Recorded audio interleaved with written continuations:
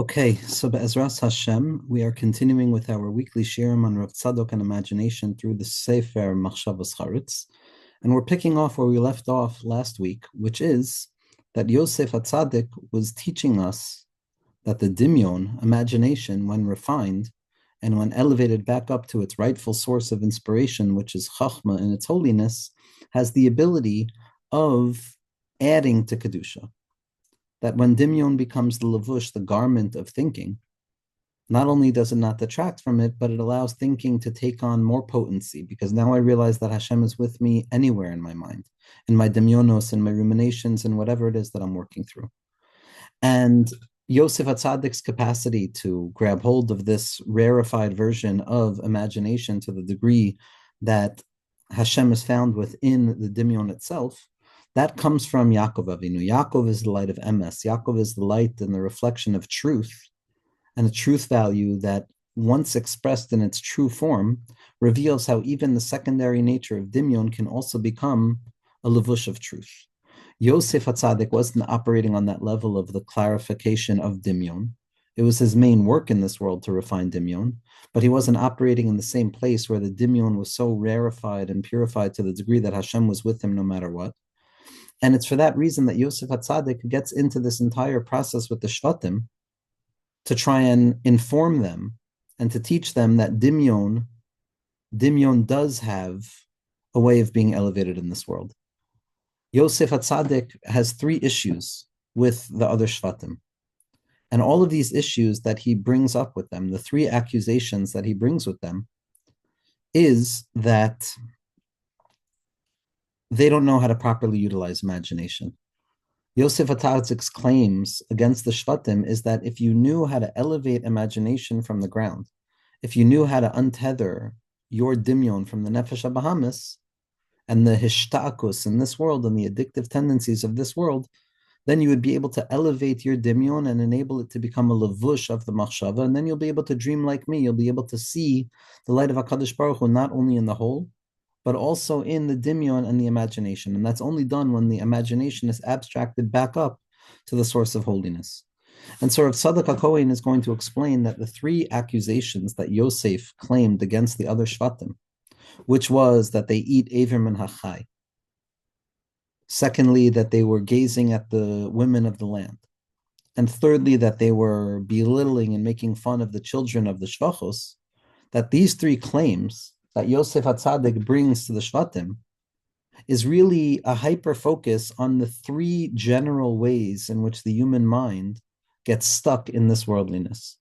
We've spoken about how Dimyon, when untethered to the mind itself, to that center engine of Chachma that's creating and generating real, authenticated thoughts of Kedusha, that it gets stuck into the ground. But what does it mean for Dimyon to get stuck into the ground? We know it finds expression in the animalistic body. But what are the ways in which the animalistic body gets tethered too deeply to this ground? What happens when imagination is addicted to this worldliness? What are the ways in which it takes us out of our lives? And Rav Tzadok is going to explain how the three claims that Yosef HaTzadik brings against the Shvatim correspond to the three general issues of imagination that becomes addicted to this world, which is kina, taiva, and kavod. Jealousy, which is rooted in imagination gone wrong in terms of how I relate to my inner sense of urgency and my anger. Kina is rooted in anger and intensification and speed and urgency and the desire to devour, as we're going to see.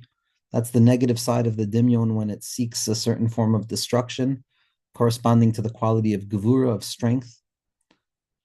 The next area is taiva, which is sexual fantasy, the imagined space of attachment that is going to provide the self with a sense of well-being, even though we know it doesn't. And in that taiva, that was corresponding to the fact that the Shvatim were gazing at the women of the land, according to Yosef. And we're going to see how Rav Tzadok teaches us how not to get stuck in this imagined territory of sexual fantasy, which drags a person down to the ground, the main place in which Gevura, the main place in which Dimyon typically takes us the wrong way. And thirdly, it was making fun of the Bnei HaShvachos, which was kavod, which is honorifics, which is tiferes, which is the middle pillar.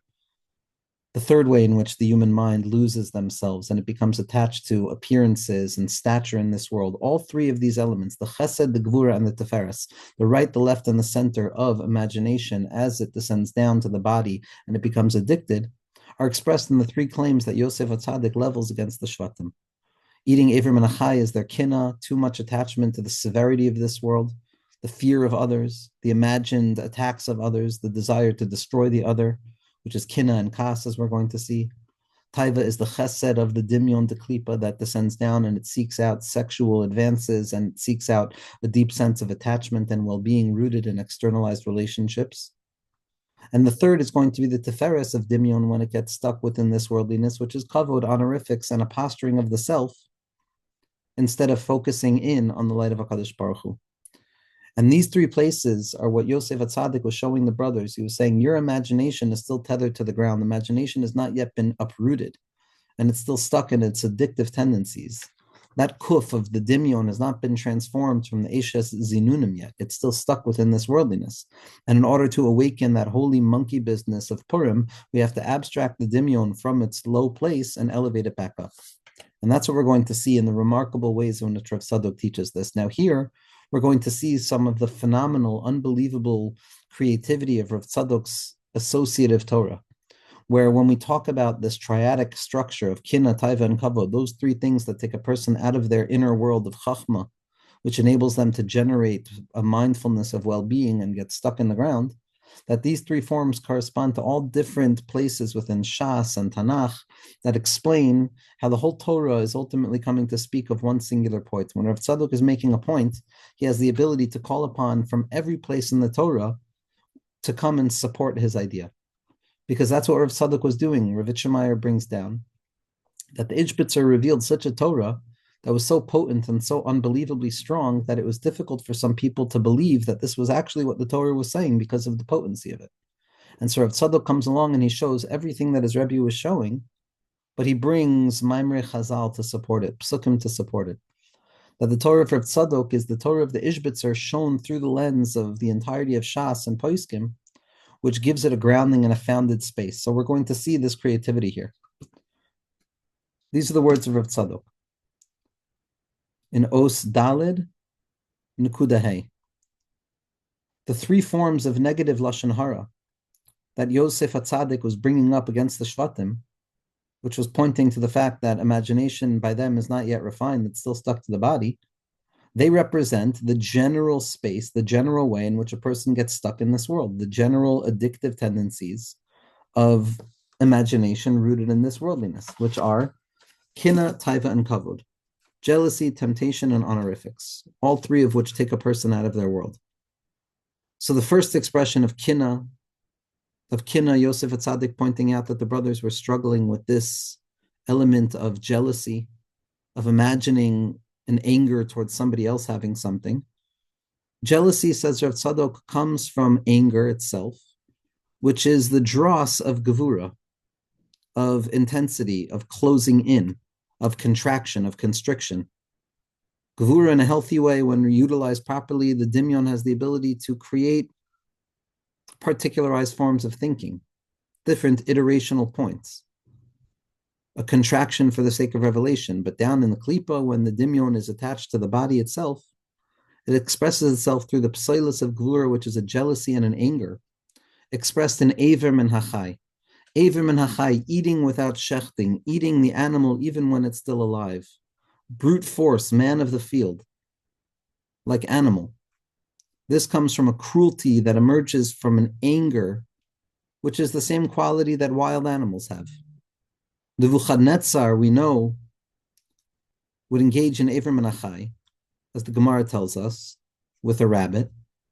And he's compared to a lion because he represents a beast of the field, an anger, pure blood. No orientation of mindfulness that has the ability to settle the body. Now, David HaMelech was similar to this quality. David HaMelech was born with this quality and theoretically left his own devices. David HaMelech's redness, the admoini, the quality of him, that murderous intensity that David had, could have theoretically been dragged down to the ground like Nebuchadnezzar, where imagination gets stuck to the bottom. But he had Yafa Einayim. David was Admoini with Yafa Einayim. Yafa Einayim is that light of Chachma. that light of wisdom that takes that imagination and brings it back up to the center of creation of meaning. Which is why David HaMelech would never kill anybody without the das of the Sanhedrin. He was a halachic king. And that's the quality of the lion in holiness and the strength and the lion nature of holiness, which has the ability of knowing when to utilize the force of the mind and the intensity of the mind, but not attached to the lowly nature of anger and jealousy towards others. Nebuchadnezzar came from the side of the klipa, the external shape of this, the dross of Gevura, which is just this brute force and nature of demanding something immediately. So the first form of imagination that becomes tethered to the ground, that drags the body, is this gevura, this intensity, this feeling that I'm an animal in the world, the brute force of nature. The ground itself, this gevura, you see it in Esav, you see it in certain forms of German idealism that's rooted fundamentally in the mother ground. It's rooted, it's grounded. It's primitive, it's pagan. It's a paganistic attachment to this worldliness as if this worldliness is all that exists. And as a result of that, the anger burgeons and it creates a sense of kinna. And Yosef Tzadok, by complaining and saying that the brothers are eating Ephraim and Achai, was awakening this fact that we have to untether the imagination from the body, like Nebuchadnezzar, and we have to bring it back up to a place of clarity and refinement like David HaMelech. The next thing that takes a person out of their world, the next form in which imagination congeals itself down into this worldliness, and it's probably the most centralized place, is taiva, temptation. This is what Yosef Tzadok claims about the Shvatim, shenoisnim eineihem b'bnei sa'aretz. They're gazing at the women of the land. And he also accused Shimon Dafka, because he already sensed that by Shimon there was going to be a certain deviation away from the hard line of purity with the action of Shittim. That in the time of Shittim, in the Ruach Shtus of Shittim, where Klal Yisrael fell into sexual impropriety, most of it was from Shevet Shimon. So says Rav Tzadok, taiva, fantasy, that there's some form of immediate alleviation of pain through pleasure in this world, the perfect feeling, this is rooted fundamentally in the addiction and the attachment, hishta'akus hadimyon kenoda. That sexual fantasy is ultimately the thing that the imagination is perpetually trying to create, the sense that if only I have this attachment, that's where I'm going to find relief. And obviously, what needs to happen is we need to bring our imagination back up to Chachma and to utilize that drive towards creativity, towards expression, towards expansion, and bring it into a place of Chachma, and bring it into a place of the Shalhuvin Dirachimu, of the flames of love, but a love towards God, a love towards connectivity. But when drawn down to this worldliness, this is where Dimyon gets most stuck.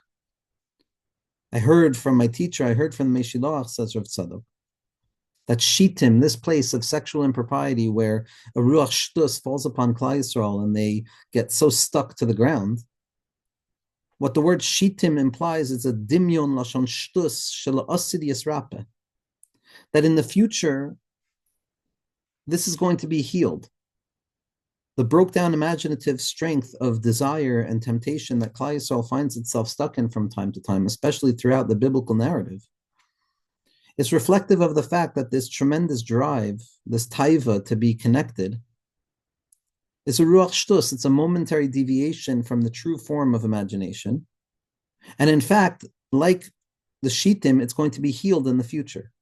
The drive is not something that must be destroyed, God forbid. The drive is not something that must be negated or cut off or castrated.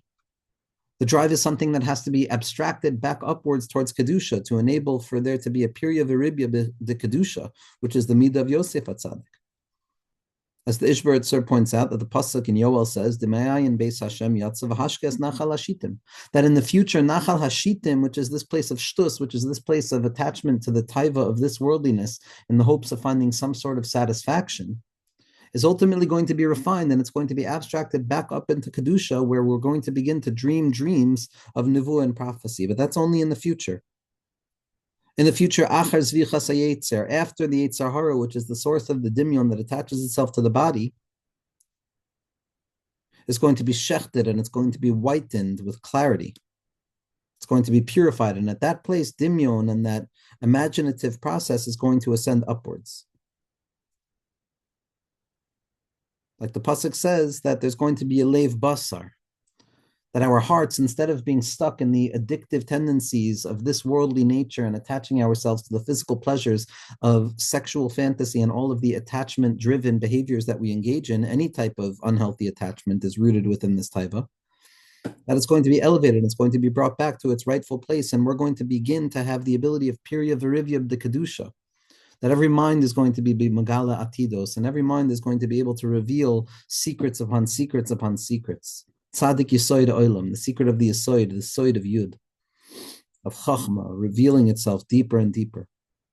This is why Rav Tzadok quotes from the Ishbitzer that the Aron HaKodesh itself was made out of atzei shitim, made out of wood that comes from shitim, to show us that this is the Eitzah. How do you deal with shitim? How do you deal with the shtus? How do you deal with the taiva? The imagined pleasure that's going to emerge when a person attaches themselves to the momentary pleasures of this worldliness in the hopes of alleviating the burden of being human. But the only way to rectify it is to place it on top of the Aron Kodesh, to bring it into the Beis HaMedrash, to take that koach of taiva and imagination and bring it back into Torah so that we can bring creativity into Torah. As Rav Tzadok says, so many places the rectification of the transgressions associated with sexuality and temptation and the drives towards attachment is through Chedushay Torah, through writing words of Torah, is through cultivating creativity. Because that creative drive, unlike that drive of Kas and Avram and Achai, which is intense, but it's not ever present, this quality, this midah of temptation is very present, and therefore we have to learn how to transform it into words of Divrei Torah. To transform that desire and to bring it into Torah so that the Torah can be fruitful, to reveal how beautiful it is. All of the forms of pleasure can be found in the Torah. All ideas, all ideality that alleviates the burden of this world can be found in the Torah. So we have to transform the imagination from the body of temptation back up to the sight of the mind.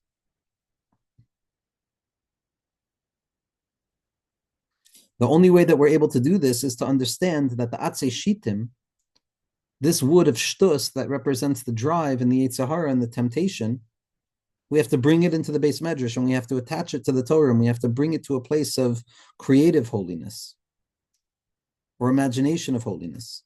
But says Rav Tzadok, it's not enough to just place the atzei shitim there, because left to our own devices, our temptation will drag the Torah with it, as we see throughout history, Rahman al-Islam.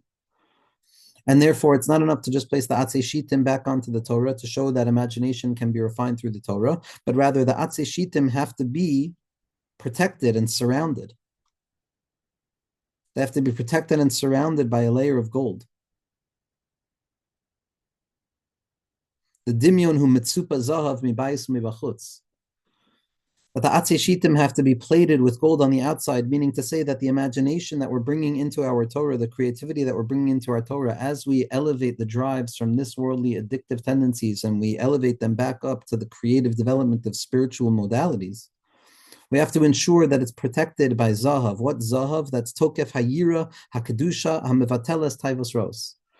That in addition to drawing forth the creative drives that we abstract from that territory of sexual fantasy and we bring it into the Torah so that we can have creativity in the Torah and Chedushay Torah, it's not enough just to bring the Yetzer Hara into the Beis Medrash. The Yetzer Hara has to be under lock and key. The Yetzer Hara has to be covered over in gold, which is an intensity of fear, which is a rootedness in holiness that negates these temptations.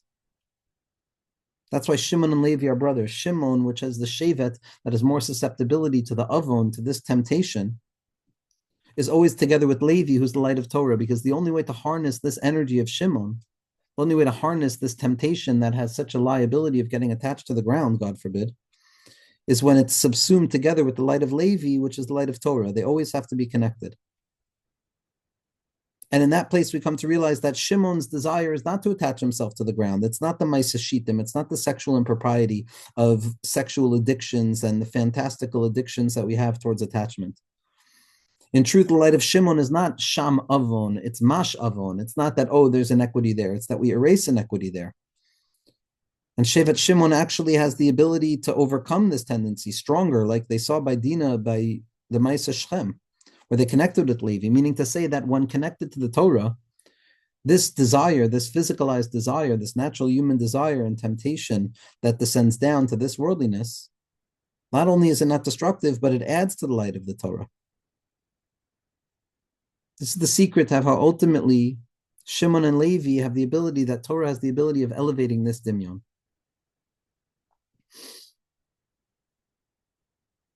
And this is really what was happening by the Maisa Shittim, that this was what the chashash was by Moshe Rabbeinu. When Zimri comes to Moshe Rabbeinu, and he claims, look, you've taken a daughter of Yisro, you've taken this woman that is not rightful to you.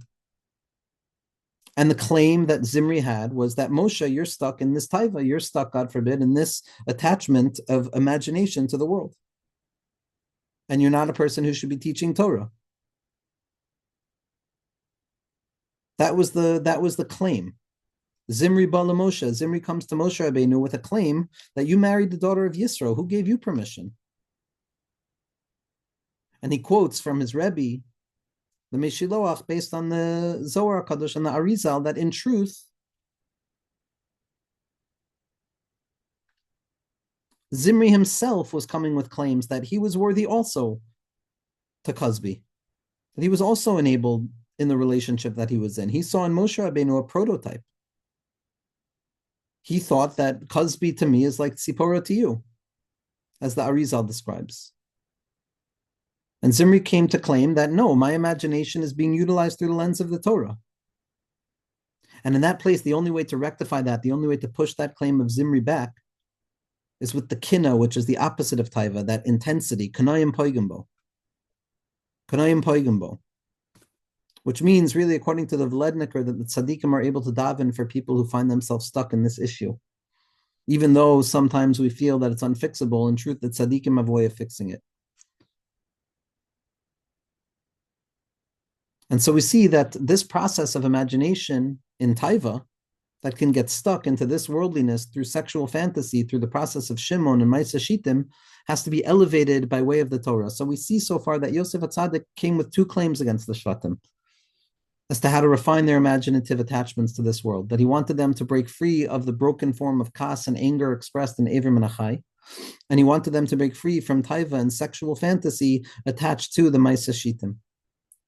The third is going to be kavod, that posture of being stuck in this world, seeking out human affirmation over and over in the hopes that that's going to be the thing that offers a person their deep sense of well-being, when in truth it's not going to come from there.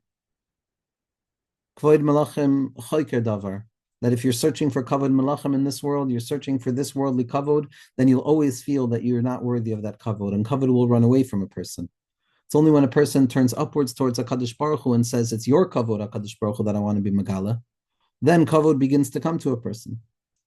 So Yosef HaTzadik was trying to reawaken and respark the proper attachment by way of imagination to this notion of presencing oneself. This is what he claimed when he said that they were making fun of the Bnei HaShvachos, because in truth, they just wanted honorifics. They wanted to cultivate this hierarchy.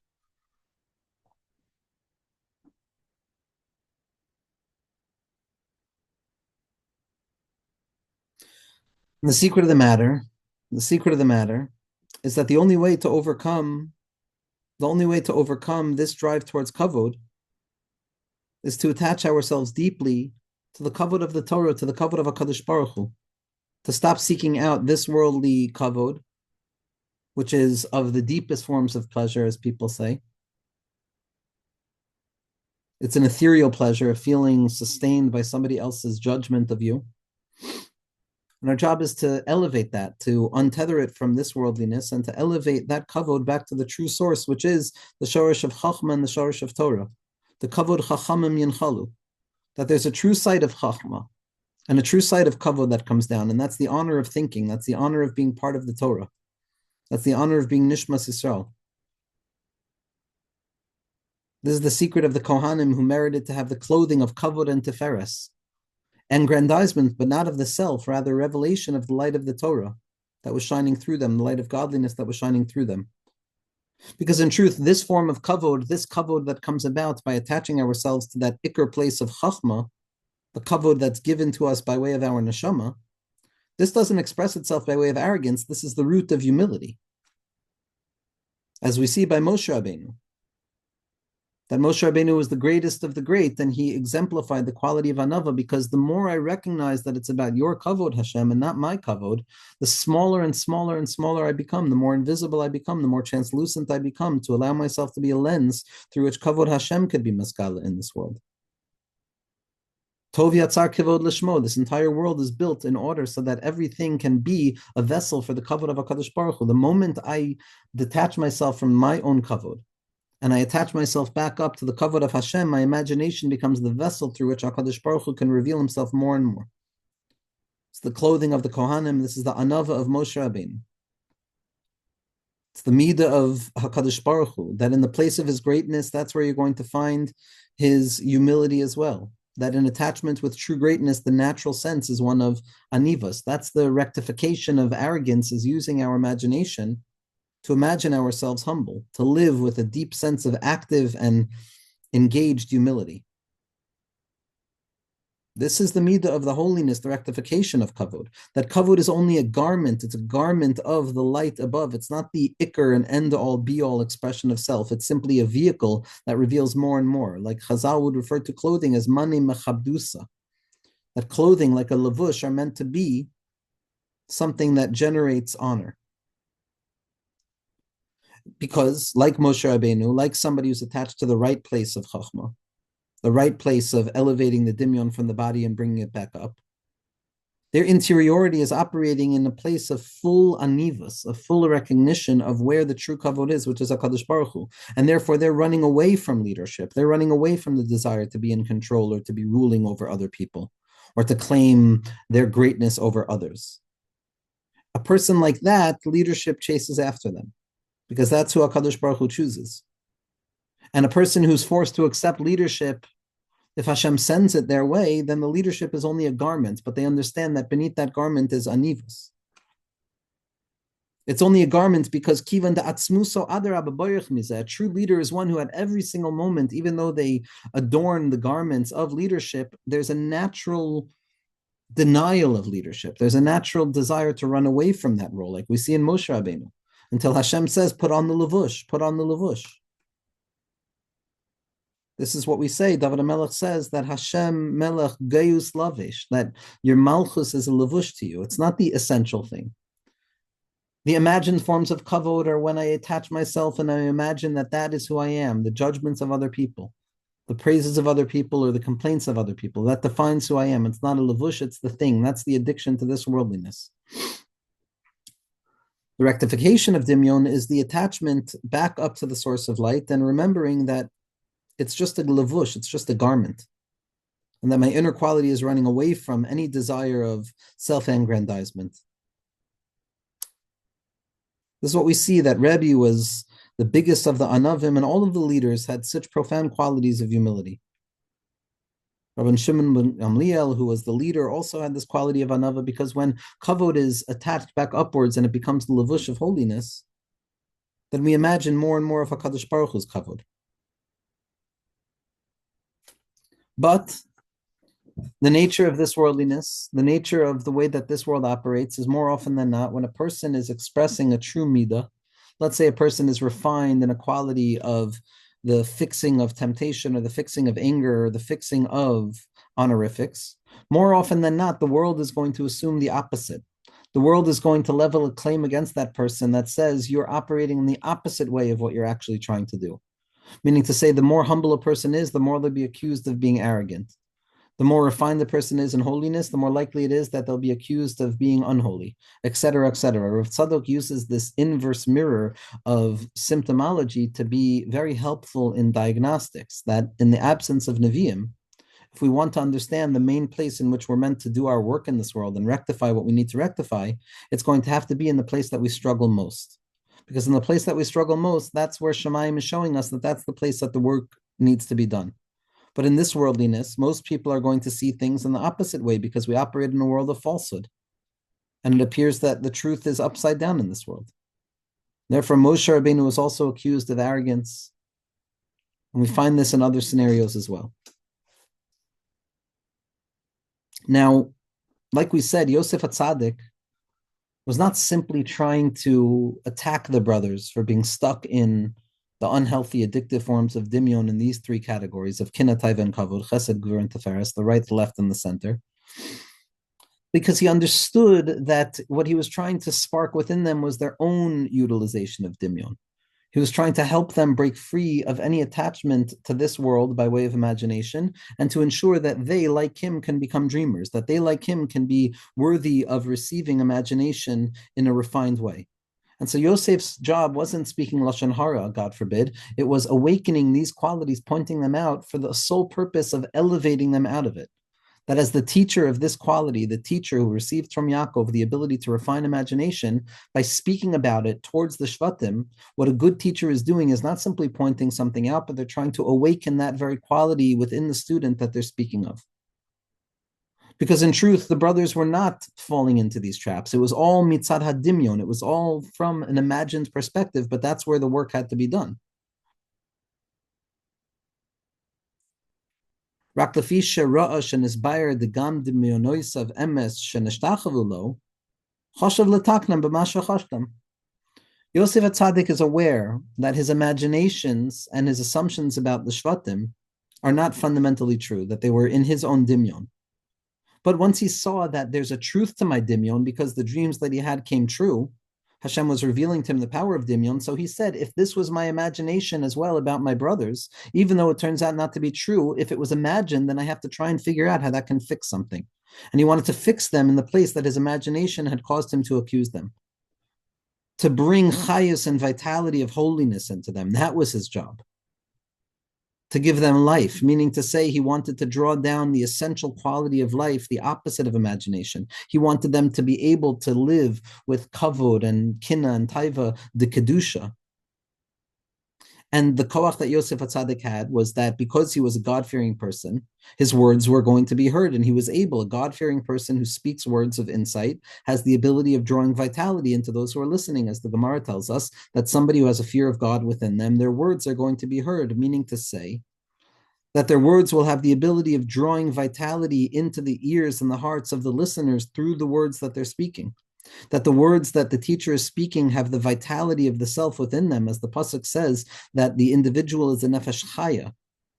And Unkelos is matargim that that's our breath. Nafshi yatsa b'diburo, the tzaddik speaks and those words carry vitality. Only a foolish person spends time endlessly chattering. Worthless, meaningless words that are empty and negated. There's no vitality. Those words are not going to have an impact.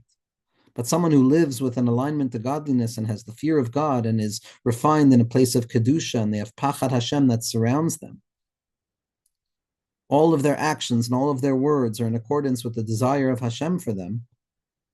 In that place, a person's words take on a certain level of vitality, and they have the ability of giving life, restoring the souls of others. Va'atam machayas kulam. That a person can be machayamesim with their words and with their actions to bring vitality into another person. And so this is what Yosef Atzadik was trying to do. Yosef Atzadik was trying to ensure that all of the future Jews and all of the future psychological archetypal patterns that emerge from each and every one of the particular Shvatim's forms that exist within each and every one of us, that it be elevated back up to the curve towards Kedusha, that we should be able to abstract easily our imaginations from the body and bring it back up to the soul, so that we can imagine ourselves revealing the kavod of HaKadosh Baruch Hu. And we can imagine ourselves developing new Chiddushei Torah. And we can imagine ourselves fighting the holy wars for the sake of God when we know that it's the Ratzon of HaKadosh Baruch Hu. This refinement of the imagination that Yosef Atzadik is trying to draw down into the Shvatim, because he's the tzaddik Yesod Olam, he's the one who has the refined rectification of imagination, he's the dreamer, and he's trying to teach the rest of us to be dreamers. And these three things are the ways that we have to protect ourselves, to be ever aware of the dangers and the liability to fall into the habituated, addicted forms of thinking in these three areas: anger and rage and jealousy, which is all rooted in a sense of not enoughness. There's constriction, and therefore what the other person has is taking away from me, and I'm angry and I want to take, and there's no time, and I'm in a rush, and I'm eating the animal alive. This paganistic blood orientation towards just being animal. We have to take that animalness of ourselves and bring it into Kvisha Sayetzer, to be like an animal for HaKadosh Baruch Hu that doesn't listen to our temptations. We also have to learn how to elevate and rectify that creative drive that expresses itself in that libidinal sense of the sexual fantasies of each individual in their attempts to find some sort of comfort or attachment in this world. And we have to be very careful to take that shtus and bring it into the base medrash, not to kill it off, but rather to elevate it and transform it, to ensure that it's covered over in gold in Yirat Shamayim. And thirdly, to transform kavod of this worldly honorifics and attention and need for affirmation, and to bring it back to HaKadosh Baruch Hu, where every ounce of myself is affirming Hashem, saying yes to Hashem. That's the light of a tzaddik, someone who's matzdik the din on HaKadosh Baruch Hu. And Yosef HaTzadik was doing this because in truth, as we're going to see, Amich Kulam Tzadikim, we're all like Yosef HaTzadik. And in Adar, which is the time of rectification of the imagination, we all have to be like Yosef, which is reorienting our imagination from that place of addiction back up to a place of Kedusha, Be'ezras Hashem.